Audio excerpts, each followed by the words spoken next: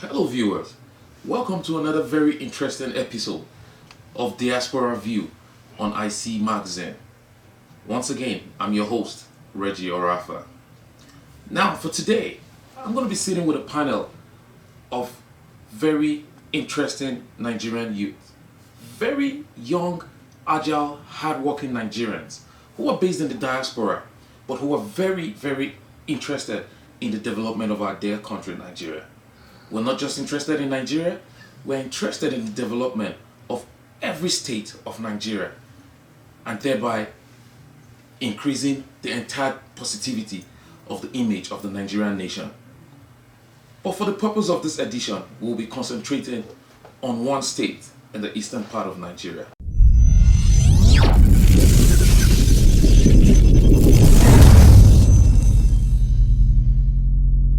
What do we expect that the next governor of Anambra State will do? What are the key steps that we're looking forward that this person who emerges the governor of Anambra State will take and ensure that Anambra State continues on a path of progressive development? We do not want a state where it's just going to be the same story as usual. We do not want a state where it is just going to be the same thing that has been repeated from previous governments. We're looking forward to a state where the next governor will stop from wherever the previous governor stopped and continue from there and take Anambra State to greater heights. So this evening, we're going to be sharing our views. We're going to be sharing everything we expect. We're going to be talking about the economic expectations, the security expectations, and as well as the security expectations of whoever the next governor of Anambra State is going to be. What are the things that this individual will do that will see Anambra rise to greater heights? And we as Nigerians will be proud to say, yes, we are Nigerians. And yes, we can see that Anambra State is going towards the right direction. Now, for the purpose of this brief conversation that we will be having, we'll be concentrating on just a few of the candidates. We know that we have a long list of candidates, but just for this conversation, we'll concentrate on the APC candidate, who is Senator Andy Uba. We would also talk about the APGA candidate, who is the former governor of the Central Bank of Nigeria, Professor Charles Chukwuma Soludo. We would also talk about the PDP candidate, Valentine Ozigbo. And we will talk about the YPP candidate, who's also a serving senator, Senator Ifeanyi Ubah. So those are the candidates we'll be talking about in this conversation this evening. Stay with us.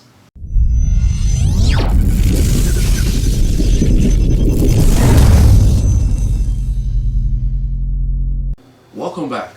So tonight, we're at the palace of Igwe Odima Anedo of New Jersey here in the United States to discuss this very important topic. Thank you for joining us, Igwe. Thank you very much, IC Magazine and Clue, to visit the palace. We are very pleased to welcome you guys. As you can see, I always have my friends around every evening, so it will be my pleasure for them to partake in this wonderful discussion. So, as we go along, I hope it's going to be a good time to discuss the politics of Anambra State. Thank you again.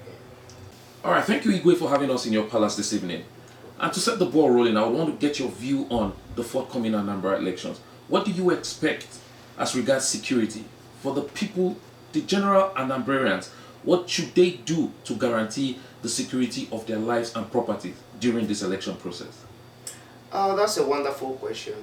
Security is the fundamental thing, I believe, that needs to be put in place, first of all, before anything, is to be talked about in this election. It's all over Nigeria today that the federal government, deployed several troops in Anambra State, both the army, police, and what have you.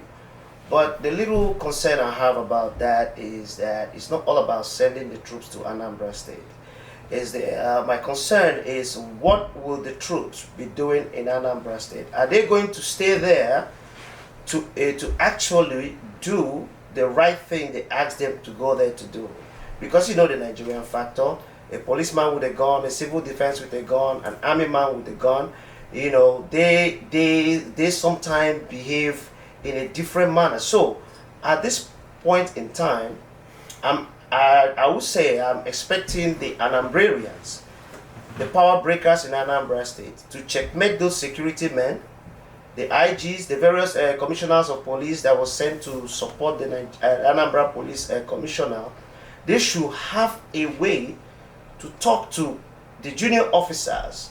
They should have like every morning talk, like a huddle every morning, so that they can pinpoint to them the reason why they are in Anambra State. They are in Anambra State to save lives and property and to give courage to the electorate so that they can come out in peace. It shouldn't be a time to harass or molest the Anambrarians. So I think at this point in time, Anambrarians, well-meaningful Nigerians that are there in Anambra State, who are like our visitors in Anambra State, you know, they should be able to trust the police and the army. But like I said, the army has the military people, they have the major role to play. They will have to let the citizens of Anambra State to have that trust in them, that they are there to actually protect them for this election, not the other way around. Thank you very much. So like you've heard from Igwe, the heavy presence of the military personnel in Anambra is intended to bring peace and tranquility all through the election process. So he has given us two things. For the security personnel, ensure that you live on the line of your duty. Do the right thing. Whatever you were sent to Anambra to do, make sure you do it, which is to secure lives and properties of Anambrarians and to ensure that peace, I repeat, peace, that we achieve peace in Anambra.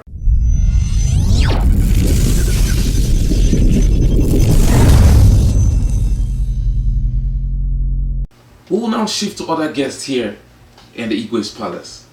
We would ask you, what do you expect in the area of economic development for the next governor of Anambra State? What do you think that whoever emerges the governor of Anambra will do to the economy of Anambra State that will make you proud? Thank you for the question. I'm from Imo State, an Igbo man from Imo State, and I've had the opportunity to live in Enugu when it was Anambra State. When I look at these politicians, you know, people like Soludo, very well-read, educated, has made a lot of contribution, external and internal. The other gentleman seems to be an educated man too. But when you watch them talking, you see that their primary source of income to do the manifold of projects, you know, they're putting out there, which we had in the past. They are saying that based on the money they're going to get from oil. But locally in Enugu, you have other ways to, you know, generate wealth in order to meet the basic need of the citizens. I didn't hear any of them say water supply. In Anambra, I did not hear any of them say water supply, constant electricity, good road network. You understand what I'm saying? If they get together, because if you listen to three of them, all of them want to make Anambra great, but there is a difference in their approach. So the way it's done in an egalitarian society, if three people have the same goal, all you need to do is to come together. These are three Igbo men. But when you listen to them, all they're saying is to please certain segment of the society, while the poor people continue to go through hardship. What I'm advising Anambra State is, let them come together. They know what is inhibiting the environment they want to put together in order to accomplish their goal for the benefit of every citizen of that state. You could raise money, like those of us who are here. You can't drive a car for the entire life of a car with one registration. You could raise money from registering plate numbers 2 years. You could charge taxes on, exotic cars.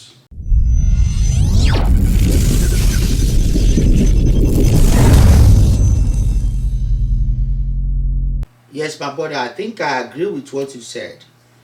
They need to have a very good revenue from that car registration and all that, like the way they do it in the United States. But that notwithstanding, they still have to remember that Onitsha is very, very important in aspect of resources and revenue for Anambra State. The reason why I say that, because I grew up there. I know everything about that city. I will call it the New York of Anambra State. Right. They need to tap into it. Exactly. But they have to be very, very mindful that they are dealing with people that did not go to school in the majority aspect of the population. Right. I'm not saying that everybody there that didn't go to school, but they are very interested in their businesses. Entrepreneurship. Yes, very, very much. Very, very much. So my point is this: the governor-elect, whoever that person is going to be, need to pay attention to the main market. It's even the largest market in the West Africa. Yeah. They make billions at that place. So they need to provide them. The traffic is too much. It hinders source of income to the traders. They have to be mindful of that. They need to create good roads so that when people have access to go to that market, they have access to come out. Now, when government go in there to ask for tax to help to build that state, they're going to be willing to really give out money to the government because they see what they are doing. Not people coming on TV and promising everybody heaven and earth. They do this thing all the time. Even when I was small, I saw it with my eyes. So they need to tap into that market.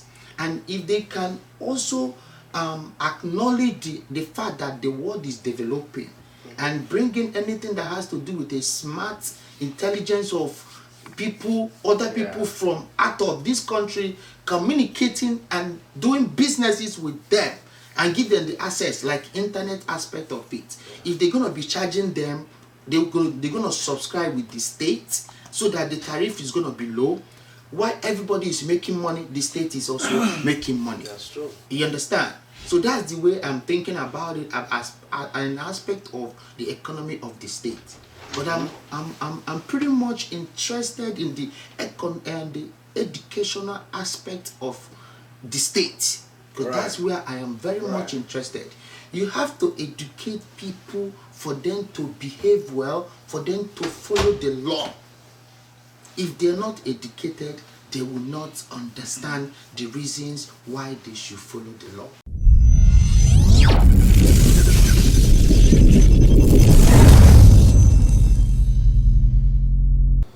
What are you really going to do to convince us, the youngsters in Anambra State, to say, okay, we are giving you our mandate? So the first question, or rather the first thing I think they should do, if anyone actually emerge as the governor, because I don't even know if the election is about to hold, if it's going to actually hold or not. Because the people lost faith. That's what they're talking. The people agitating for sit at home, sit at home, sit at home. If things were going on well the way they were supposed to go, nobody will even agitate in the first place, sitting at home. IPOB and all these things. All these things came up as a result of fail of governance. Okay, so and the people of Anambra State are not different from what is happening in the southeast. So they are sick and tired of a failed government. And this failed government is the same people shoveling themselves from one party to the other. To the best of my knowledge, Peter Obi was formerly ABGA, today he's PDP. Soludo was formerly PDP, today he's ABGA. Anduba was formerly PDP, Today is APC. The only neutral guy I saw in the three giants that came for the election debate was the guy from PDP, who is a youngster. Tomorrow, who knows, he might defect as well. Governors are coming out and they are telling you pump and plain, and they are proud of the fact that, oh, I was formerly in APC, now I moved to Accord. I was formerly in this, and now I was formerly in X, Ifeanyi, I was formerly in ABGA, now I created my own party, YPP. These people have to kill their ideology of selfishness. It is a person in their being that needs to die. They have to kill that individual personality living in them as politicians in Anambra State. When that personality of the winner gets it all, greed dies within them, I think there will be a kind of a rebirth of a new person with all those old politicians. Most of them are like, you know, the youngest of them all is like 39. But these big boys we are talking about, they are above 50s. How many years more do they have to live on this planet Earth? Why can't you serve your people? You have been, this one will come, I have been in the Senate 2 times. What did you do for the people? As a senator, I am a philanthropist. Okay, fine. Everybody is a philanthropist in Anambra State. Everybody does things for their brothers. I, as a person, to the best of my ability, I do things for my friends, to my own capacity. Oh, I did this, I did that, I built road. Okay. Now, when given major project to handle, the next thing you will hear is that that project was not well executed, or it was executed halfway. So let them have a rethink, have a rebate within their mind to serve the people of Anambra State. Anambra is filled with good people, loving people. We are not violent in Anambra State. Anambra are loving people. All we need is somebody that will bring up his mind to work for the people. Look at what happened to Ngige in his days. A governor was elected and was taken to the shrine to swear so that he can share the money. So these same people keep circling themselves. They believe that politics in Africa, politics in Nigeria, politics in Anambra State is all about sharing the money. That is why the political bulldozers will be rallying around a man who has that mentality of sharing the money. And then if you are somebody who does not have that ability or does not have that mentality of sharing that money, these old politicians don't want to see you. They will say you are not a leader. They will say you don't carry people along. How am I going to carry somebody along by sharing money instead of using the money, instead of using the money to work for the Anambra people? You want me to give you state money so that you answer Omela or one of the whole Anambra State, take chieftaincy title, and our people are suffering? That is absurd. So this era of politicians that have been taking us nowhere, the thing they have to do if they want to remain relevant as at now is to kill that wicked person they have within themselves that doesn't really care about the common man.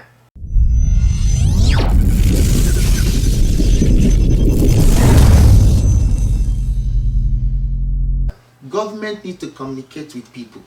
Once in a while, governors should come to the main market and speak to them directly. Yeah, not only Part and parcel of the people.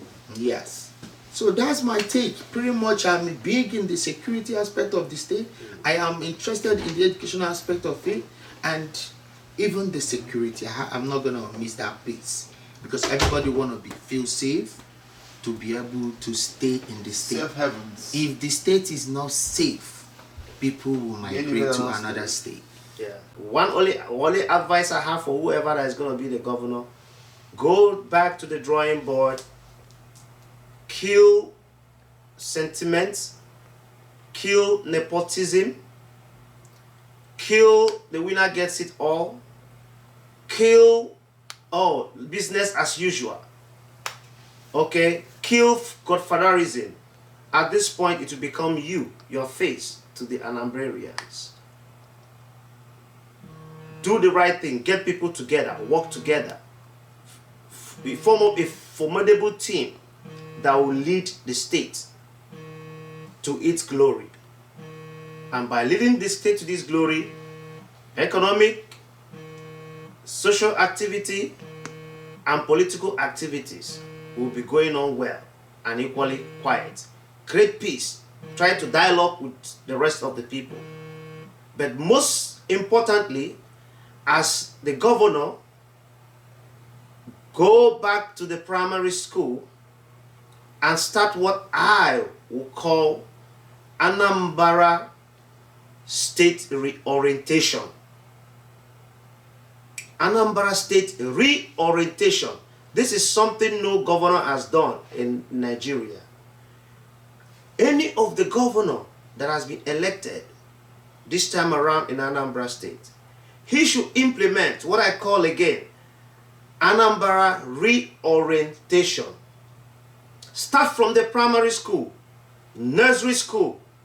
Start teaching them to respect state properties.